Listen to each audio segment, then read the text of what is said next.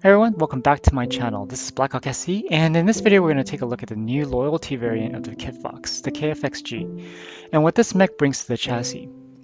By the way, if you're interested in Kitfoxes, I did another video on the Purifier a while back, and I'll link the video in the description below.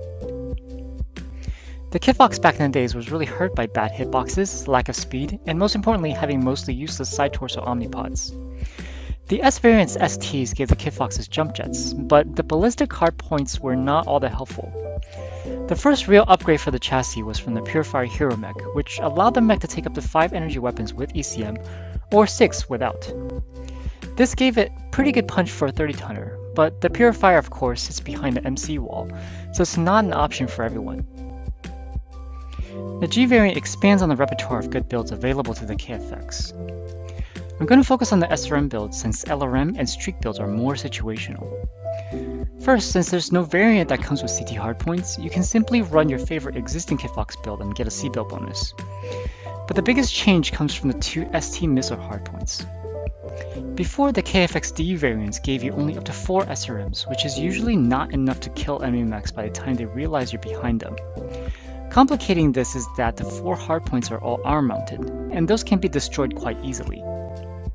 The addition of 2 SRMs in the side torsos greatly increased the options you have. First, you can now use one of the ECM arms from either the C or G variants and still have the same firepower you did previously. If you go this route, I recommend the G left arm because it currently has 10 more points of armor than the C right arm due to quirks. You can do either the SRM4s with Artemis or SRM6s without. The SRM4 version will allow you to take shots with slightly greater range due to better missile spread, while the SRM6 version you pretty much have to fire point blank to do anything. Notice the S-leg omnipods in this build, which will give you more maneuverability and also give you the ability to SRM Pop-Tart. I have to mention though, after the SRM4 spread nerf and the Artemis nerf in 2 separate patches earlier this year, I'm finding that the Clan A SRM4s have become a lot less useful than before. But it's still an okay option depending on if the player is not comfortable engaging at super close ranges. The second set of builds is the one I personally recommend, which ditches the ECM and uses 6 SRM launchers in order to kill pretty much any mech out there with 1 or 2 backshots.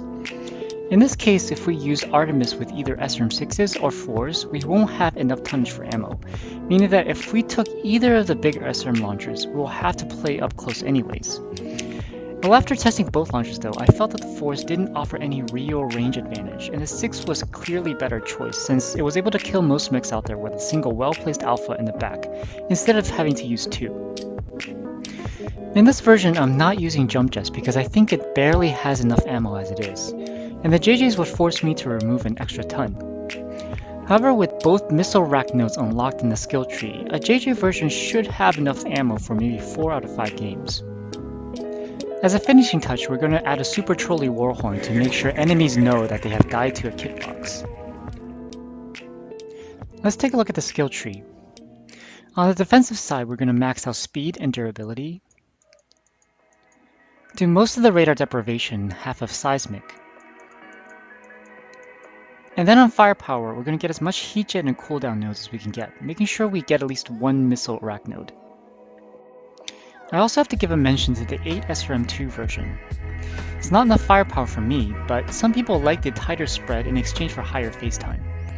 This sort of build I think is more suited for faster mechs that aren't as easily shot as the Kitfox.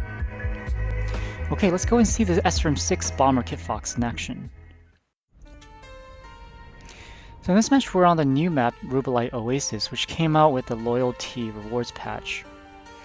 I really like this map because there's so many different angles of attack, because mechs can just drop down from one level to another. I think there's like 3 different levels on this map, and just flanking maneuvers there's so many possibilities for flanking maneuvers here. And you know, as Kitfox, this short-range Kitfox, we're going to have to be pretty careful in the beginning. Just follow our biggies here, maybe provide as much. Just staying behind them and trying to not get shot right now. So we saw some mechs over there. I think that one guy took a shot at me, which is again one of the reasons why you have to be pretty careful at this point in time.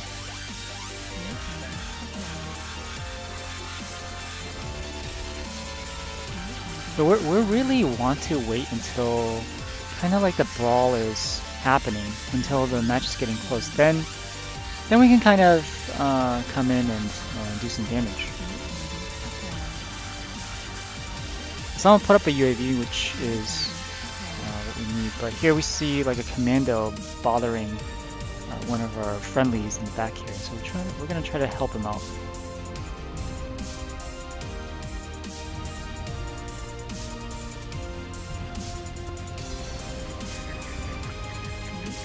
And that's a one shot there.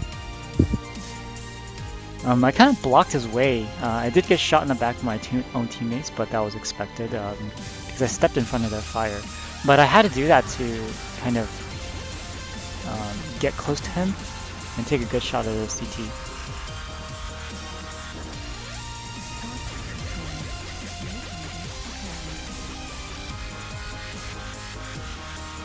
That you need to stay away from that. Can't be looking directly at a mech like a Warhammer. So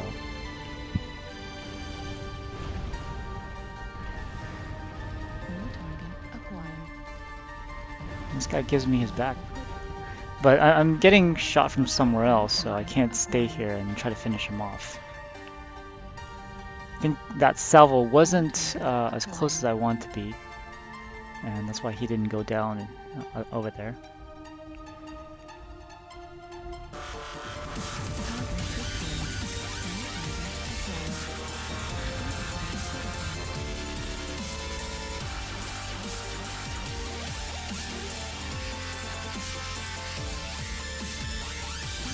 This LRM Griffin's in trouble, but I don't have the key capacity to kind of DPS him down.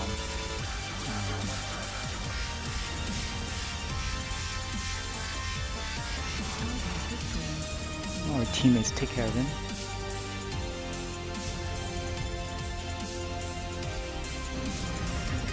Finish off this guy who was red all over the place. Yep, that wasn't a bad move. I should have just override there, and I'll do that later. This guy's open from the back, so we're gonna just finish him off.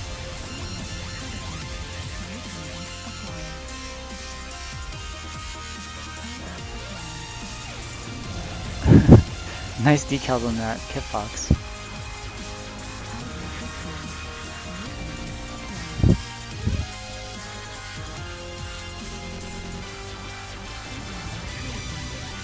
That crab was also almost dead, so we'll just finish him off.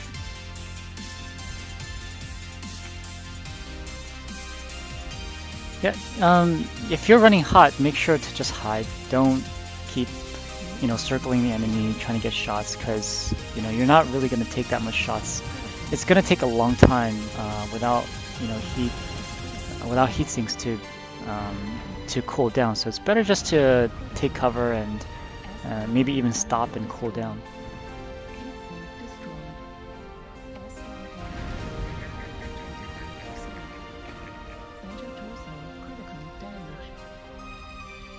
We couldn't kill the last Marauder, but we're almost out of ammo anyways. So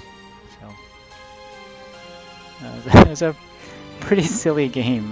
Just keep on finding these guys who are almost dead and taking these shots.